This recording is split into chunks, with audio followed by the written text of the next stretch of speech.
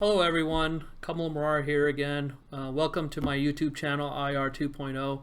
Today I'm going to talk a little bit about our IR fellowship program, which we started here in Dayton, Ohio in our private practice. I felt it was kind of an important topic to talk about because our first fellow just finished and we want to share some of his experience. I think it's kind of important to understanding long-term opportunities in our space. So with this, the OBL space is an interesting space where I think IRs can definitely win. And the reason for this is that there's a current demand. There's a fairly high demand, in fact, for functioning OBLs, whether you're an interventional radiologist, cardiologist, or vascular surgeon. And this demand has largely been driven by industries, whether you're an ambulatory surgical center looking to vertically integrate from an ambulatory surgical center into an OBL space, or you're a dialysis access company looking to maneuver into additional procedures, or even private equity firms. There's a lot of capital sitting on the sidelines, and folks are starting to figure out that there's a growing opportunity in this OBL space. And this is largely being pushed by some real favorable metrics on cost and reimbursement structures in the OBL space. Now more than ever, the interests are becoming more aligned with payers and even patients who are demanding that healthcare structures look at bending the cost curve and providing lower cost, minimally invasive like treatment options. However, there's a problem. The supply is just not there. The number of OBLs that are actually functioning are very limited, and the number of physicians who practice in this setting is very limited. Whether you're an interventional radiologist, cardiologist, or a vascular surgeon, traditional training models are just not there. And the hurdle to get into a business model is pretty high for the average doctor coming out of fellowship. So the solution in my mind has been to develop your own training program, and this has really come as a function of necessity for us here in Dayton, where over the last 15 years we've had our fair share of doctors who've come into our practice who just didn't have the right fit because the training and their background just was not a good fit.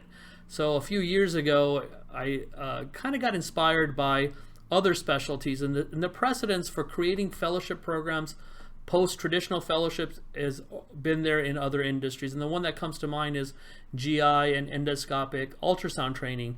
For most GI doctors, after finishing their fellowship, there isn't a formal endoscopic ultrasound fellowship, so many of them go to non-ACGME private practice groups where they spend a year and they learn how to do endoscopic ultrasound. So I figured, we can really be no different and maybe offer this out. So as I put the offering out, started to realize that there's a fair amount of demand for folks actually looking to get into some kind of a training program. And so I came up with a curriculum based on what I think are the most important tenets to teach somebody new wanting to get into this space.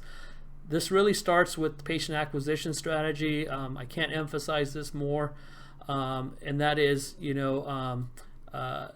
over the last 15 years, the number one thing that I've learned is that if you do not understand how to bring patients into your practice or your model, then everything else doesn't really matter. And so that's been one of our main focuses in coming up with a training program. Number two would be the clinic infrastructure. I know a lot of traditional training programs now have clinic as a part of their model. However, the clinic in an OBL has to almost be an extension of your patient acquisition strategy on how you really bring patients in and what offerings you're giving them and how you kind of have to work with the referral base. And even the clinical algorithm has to be very comprehensive, can't be very focused on what procedure that they're there for. Building relationships, I think this is something that's understated, and that at the end of the day, any business really comes down to how effectively you can form relationships one within your organization, meaning the work culture, and number two, the relationships that are necessary that you'll have to form with your referral base. And in that, how does one even become a referral source, which becomes extremely important as your practice continues to grow. Opportunities for growth. If you're going to spend a year in a training program, there should be some element of an opportunity stemming from just that training program.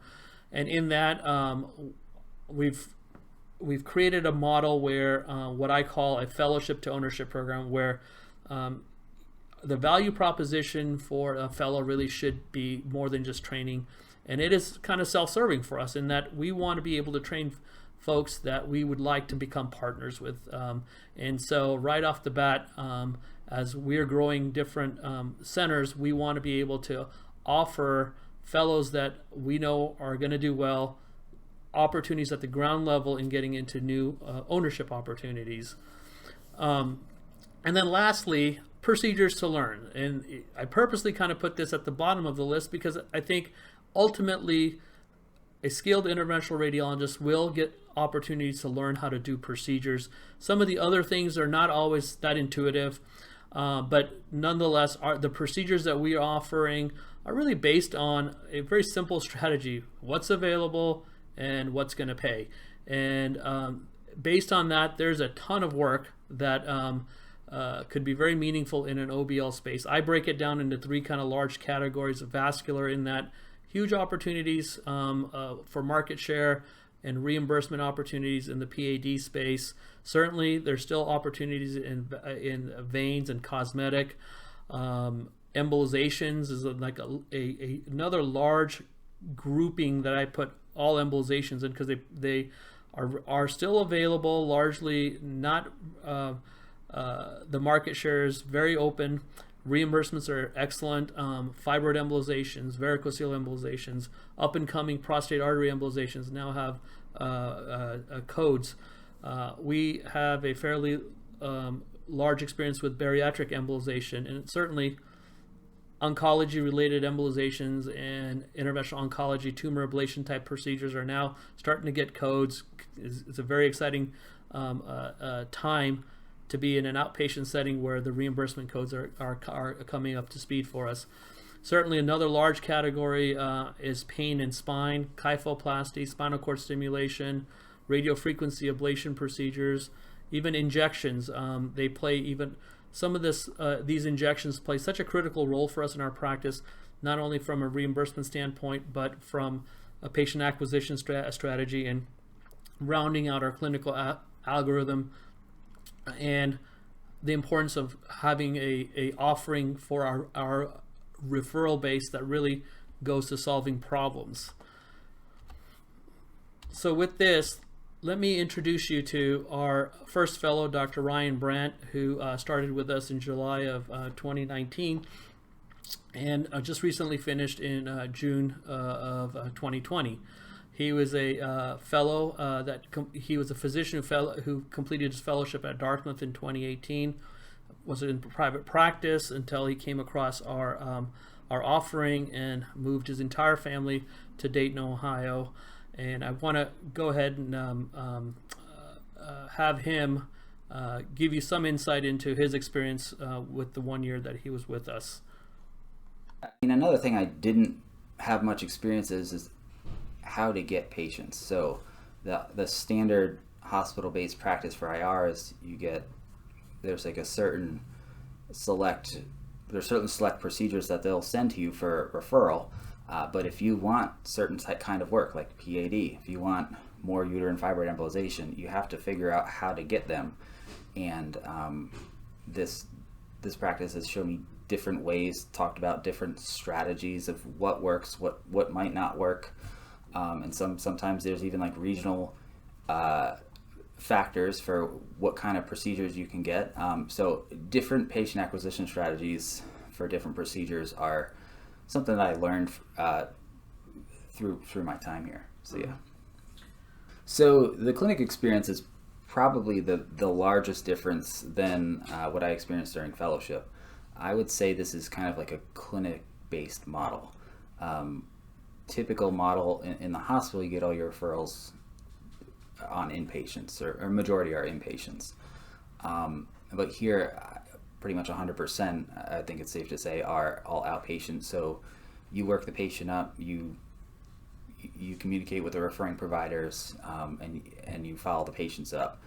And that has been it's been a good learning experience, because something I haven't seen as much of in a clinic-based setting. Doctors were great to work with, always available for any questions, and very supportive. Staff, great to work with. The techs knew what I wanted before I asked for it, so it's always good to have that experience, both from those who are mentoring you and those who are working with you, and that helps certainly build your comfort level with these advanced procedures. What's also nice is there's an established referral. We have an established group of people we refer for if we do find something critical in a patient. We have neurosurgeons, we have orthopedic surgeons, vascular surgeons. So there are branches in each of these pathways, and we have options to get these patients the care they need. So throughout the year, it was made pretty clear to me early on.